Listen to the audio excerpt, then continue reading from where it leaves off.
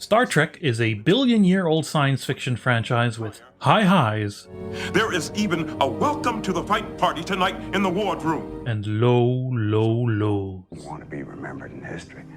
Alongside the Wright brothers, Elon Musk, Zefram Cochrane. So many lows. As it is in the shows and movies, so it is in the games. Probably, I don't know. The only other Star Trek game I've ever played was some mobile garbage just to support a streamer friend. I played Star Trek Deep Space Nine The Fallen, shortened for convenience to Student, for two reasons. One, even today, nearly 25 years after it has concluded, Deep Space Nine is the absolute pinnacle of what Star Trek can be. Two, it was developed by the same company that would eventually go on to make the Da Vinci Code game. Oh, you want a video on the Da Vinci Code game too? As soon as I hit 10 patrons, and no sooner. Not playing that one again for free.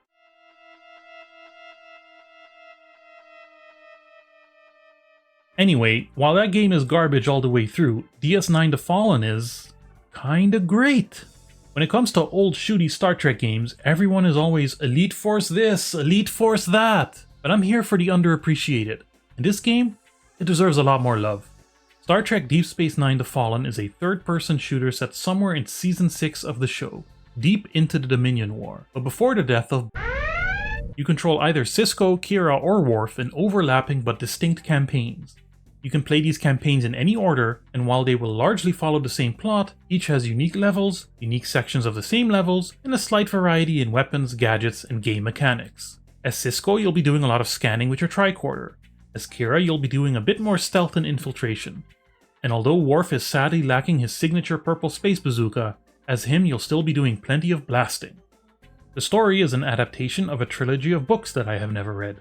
Just before the liberation of Bajor, Cardassian scientists were experimenting with an ancient artifact linked to the Pa-wraiths, which in DS9 lore are essentially actual demons. This artifact may be the key to allowing the Cardassians to develop a new superweapon and or open up another wormhole, unleashing these demons. But as they say on Cardassia Prime, all's fair in war and war. To the surprise of absolutely no one, it doesn't really work out for them. In the present day, the Cardassians and some Bajoran cultists, led by one of Kira's old rebel buddies, now technically an actual devil worshipper, are both after the artifacts for what I'm sure are entirely peaceful reasons. As the DS9 crew, you have to stop them from literally letting all hell break loose. Along the way, you explore a crashed Federation ship, meet exciting new species, discover an ancient temple, and maybe technically very briefly become a Dominion prisoner of war. It's a very self-contained narrative, exactly as you would expect from a side story novelization. It's simultaneously epic and entirely inconsequential. But it's more than enough motivation to place you in suitably exotic locations and set phasers to kill on hordes of Cardassian scum and Dominion freakazoids. In between the levels, you get to walk around Deep Space Nine and lightly interact with familiar characters. Almost all your favorites are here. The good doctor and his tailor spy boyfriend. Odo shouldn't be so hard on himself. The Obsidian Order are the undisputed masters of subterfuge and infiltration. The monstrosity that is supposed to stand in for Miles O'Brien, my homeboy Nog, Space Pope Karen, and most importantly of all, the very best character in all of Star Trek's long history, my friend and yours, the always talkative Morn. There is a lot to like about this game. You're given a nice variety of gameplay, from outright shooting, light puzzle solving and platforming, usually involving your trusty tricorder, and rudimentary stealth sections. At one point in Kira's part of the game, she is transmogrified into a Cardassian, and you have to do some good old-fashioned infiltration.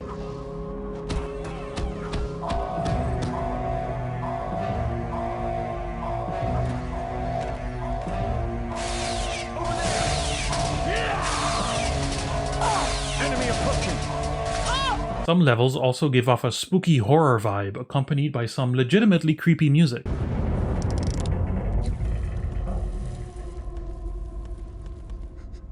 The game also has that distinct Unreal Tournament engine appearance, so it's got that low poly but high-res texture look with primitive but effective lighting. It doesn't always hit, but I think the game looks good in spite of its age. Also, just getting to bathe a bit in the Deep Space Nine vibes is lovely. Letting you explore the Zocalo is... Now you can go to hell! Letting you explore the Promenade is a wonderful little addition. You can get some mission updates and data, sure, but it exists mostly for atmosphere. And although the interactions are extremely shallow, they give the game a nice little extra... you know, it's cool! Also cool is how Star Trek's signature gadgets are integrated into the gameplay.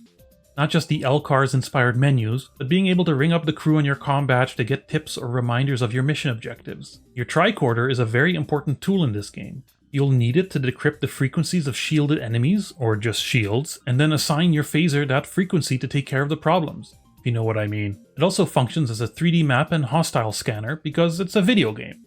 But it's neat how well a multifunctional narrative device is integrated into the game as a multifunctional actual device. And finally, as you would hope, most of the show's cast has returned to voice their characters. Nana Visitor is Kira. I find Obanik's religious beliefs abhorrent, but I know that part of him is still the sincere, compassionate man I remember. He has to be. Michael Dorn is Worf.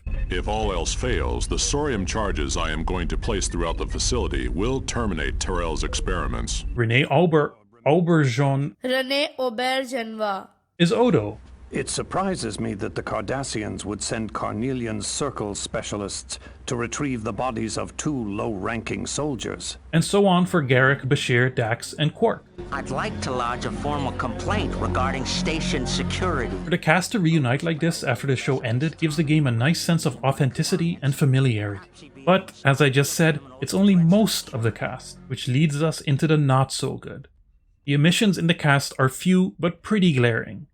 Our favorite Union man Miles was not just butchered in whatever excuse for a face this is, but also in this pathetic attempt at his luscious Irish accent. I can't imagine what the poor kid went through when he opened that access panel, and 2 Cardassian corpses jumped out at him.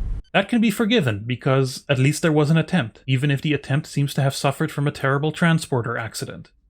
No, the real sin concerns hero war criminal Benjamin Sisko. Avery Brooks, thespian that he is, could not be convinced to lend his dulcet tones to a mere video game. At least not another one. Envoy Bannock, welcome to Deep Space Nine. I'm Captain Benjamin Sisko, commander of the station. May I introduce my second-in-command, Major Kira Nerys, and my science officer, Lieutenant Jadzia Dax. Sisko is instead voiced by veteran voice actor Kevin Michael Richardson, which would be absolutely fine if he had not chosen or been directed to not imitate Avery Brooks even a little bit, but instead play the character as veteran voice actor Kevin Michael Richardson. Starfleet Command has received reports of anomalous subspace disturbances around Haas Terral. It seems Terrell is making progress in developing her weapon, so we have to move fast. I mean, if he wasn't going to bother doing a Sisko, I'd rather he'd have done a Principal Lewis, to be honest. I was counting on that money. I can't go back to work now. I took a deuce on my desk. There's also no space in the plot for a Jeffrey Combs appearance, which is a damned shame, because you know he's up for literally anything. Sir, some things are not available at any price.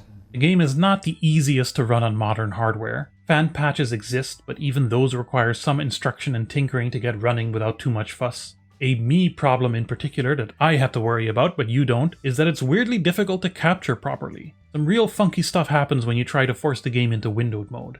Also, you might occasionally find yourself dropped into a kill zone you'll have to cheat your way out of. Look, the game is nearly a quarter of a century old, and these are just the things you should expect when you try to force it onto your fancy new computer. And, you know, I said the game looks good, but some of these faces... I can't tell if this is how Dax is supposed to look, or if it's a lighting issue caused by modern hardware, but, yeah. Nightmare fuel. Lastly, although having 3 distinct-ish campaigns is appreciated, I don't really think they're unique enough. The repeating environments get stale, and honestly I would have liked some more direct crossovers.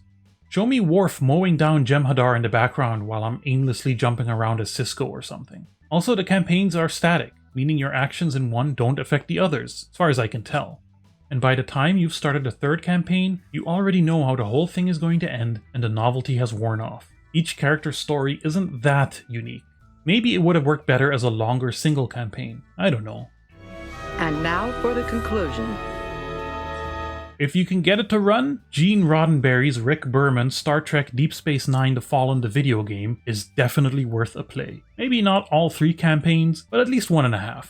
DS9, for being far and away the best Star Trek has ever been, was never given enough love by the great and powerful IP owners. We never got a movie, we'll never get that HD remaster. But somehow, some way, we got this game. I'm happy we did.